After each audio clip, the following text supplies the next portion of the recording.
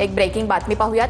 कुंभमेळ्यात हिंदूंनी स्टॉल लावावेत असं नितेश राणे यांनी म्हटलंय। इतरांचे स्टॉल काढून टाका, मी मंत्रालयामध्ये बसलोय असंही नितेश राणे यांनी म्हटलंय। नाशिकमधील हिंदू कार्यक्रमात नितेश राणेंनी हे वक्तव्य केलेलं आहे। आपल्या कुंभमेळ्याकडे लक्ष ठेवा, आजूबाजूला फिरलं पाहिजे। हे कोणीही अगर तिथे स्टॉल लावायला आले तो स्टॉल सकट उकडून टाका, आम्ही मंत्रालयामध्ये बसलोय, काही चिंता करू नका। आश्चर्य असं वाटतं की डॅम एका संस्थेच्या नावाने, एक हिंदू संस्थेने रजिस्टर्ड असतं, चालवणारे अब्दुल हमीद शेख त्या तलावाच्या मागे मच्छी पकडत असतात। मी तुम्हाला विश्वास देतो, जितके दिवस वर्ष तास हे खातं माझ्याकडे असेल ना, एका अब्दुलला मी त्या तलावाच्या आजूबाजूला ठेवणार नाही। ठीक आहे, आपली भूमिका स्पष्ट आहे।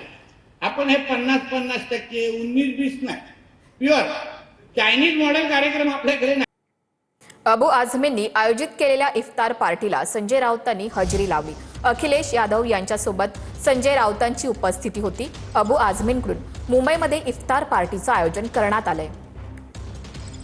या इफ्तार पार्टीला संजय राऊत यांनी सुद्धा हजेरी लावली आहे। अखिलेश यादव यांच्यासोबत संजय राऊत हे देखील उपस्थित होते। अबू आझमी यांनी या इफ्तार पार्टीचं आयोजन केलंय।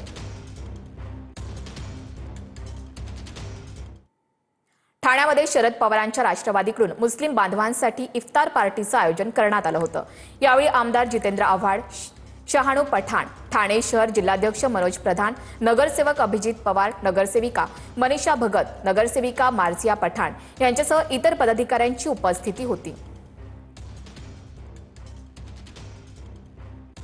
सोडत असताना देखील देवाची आठवण केली जाते आणि आता सगळ्यांनी एकत्र येऊन देवाकडे शांतीची प्रार्थना करणं हे खूप गरजेचं आहे। देशभरात जगभरात जे वातावरण आहे त्याच्याने हे जग आता तिसऱ्या महायुद्धाकडे चाललं की काय असं वाटायला लागलंय। त्याच्यापासून वाचवण्यासाठी सगळ्या मानवजातीने एकत्र येण्याची गरज आहे आणि म्हणून हा रोजा, हा रमजानचा महिना खूप महत्त्वाचा आणि त्यातनंही इफ्तारी म्हणजे रोजा सोडण्याची वेळ ही पण देखील खूप महत्त्वाची असते। आम्ही सगळ्यांनी मिळून आज ती साजरी केली।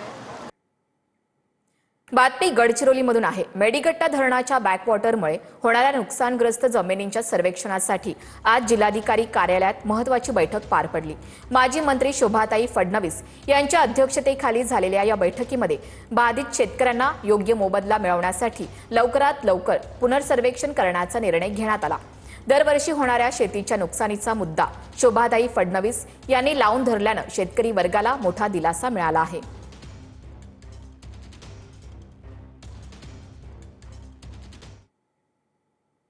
बातमी बुलढाण्यामधून आहे। खामगाव तालुक्यातील रामनगर गावामध्ये महापुरुषांच्या पुतळ्यावरून 2 गटात वाद निर्माण झाल्यानं तणाव निर्माण झाला। अज्ञातानं महापुरुषांचा पुतळा शासकीय जागेत बसवला होता, मात्र त्यानंतर ती जागा प्रशासनानं प्रतिबंधित क्षेत्र म्हणून घोषित केली। एका गटानं प्रतिबंधित क्षेत्राची जाळी तोडून तिथे प्रवेश केला आणि यामुळे वाद पेटला। प्रतिबंधित क्षेत्रामध्ये लावण्यात आलेली जाळी तोडल्यानं एक गट आक्रमक झाला। या प्रकारामुळे संतप्त झालेल्या शेकडो ग्रामस्थांनी आणि महिलांनी थेट खामगाव ग्रामीण पोलीस ठाण्यावर धडक दिली। सरकारी आदेशाचं उल्लंघन करणाऱ्यांवर कठोर कारवाई करावी अशी मागणी एका गटानं केली आहे। बिश्नोई गँगकडून गायक बादशाहला गोळी झाडण्याची धमकी देण्यात आली आहे। लॉरेन्स बिश्नोई गँगनं सोनीपतमधील गोळीबाराची जबाबदारी स्वीकारली आहे। सोनीपतमधील गोळीबार हा एक इशारा आहे, पुढे बादशाहच्या डोक्यात गोळी झाडू असा इशारा सुद्धा यावेळी देण्यात आला। हवाला व्यवसायात सहभागी असलेल्यांनी वेळीच सुधारावं असंही बिश्नोई गँगनं म्हटलंय। कोल्हापूरच्या हातकणंगलेमधील इंगळीमध्ये 2 तरुणांनी अल्पवयीन मुलीची छेड काढली। तरुणीला ऍसिड हल्ला करण्याची धमकी सुद्धा दिली।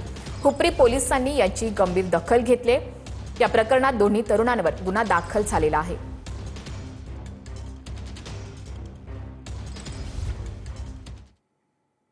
बीडमध्ये अल्पवयीन मुलीवर दोघांकडून हातपाय बांधून अत्याचार करण्यात आले। सर्व घटना मुलीनं घरच्यांना सांगितल्यानं आरोपींकडून कुटुंबियांना धमकी देण्यात आली। या प्रकरणी परळी ग्रामीण पोलीस ठाण्यामध्ये गुन्हा दाखल झालेला आहे। अधिक तपास सुरू आहे।